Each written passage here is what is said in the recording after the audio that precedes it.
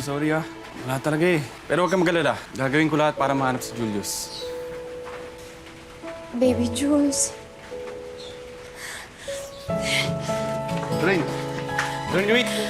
Hey! Tanda mo ba ate, nung nag-aaral tayo ng ano dito nun, nung tagu-taguan? Dito mo ko laging nahuhuli nun. Tara na lang tayong tagu-taguan ulit.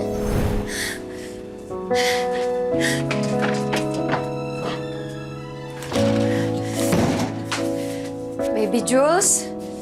Pagkabilang kong 3, nakatago na kayo. 1,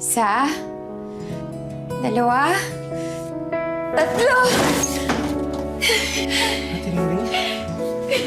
Ate Ringring! Anak mo ko! Ang galing mo talaga, Ate Ringring! Siyempre, lagi kitang hahanapin. Miss kita, Ate Ringring! Gutom na ako, Ate Ringring! Halika, nakakain na tayo.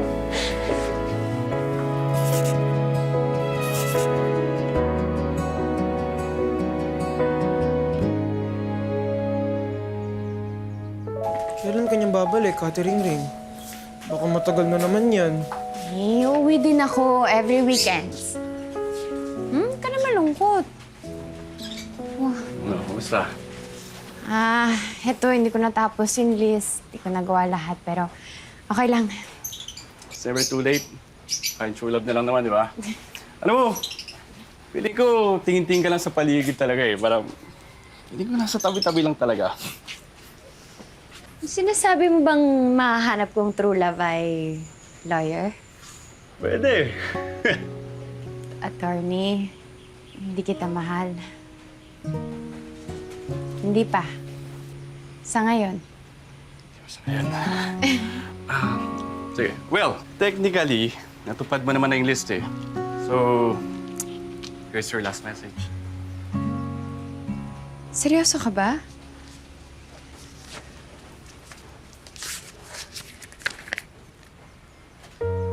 Ang laking pera nito.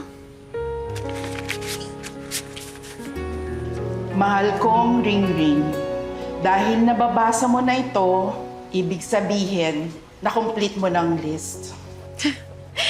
Hindi ko nga nagawa yung true love, May. Yung true love, alam ko namang mahahanap mo yan. O baka nga nahanap mo na. Ang laki ng kapasidad mong magmahal, anak. Kaya kampante akong iiwan ka.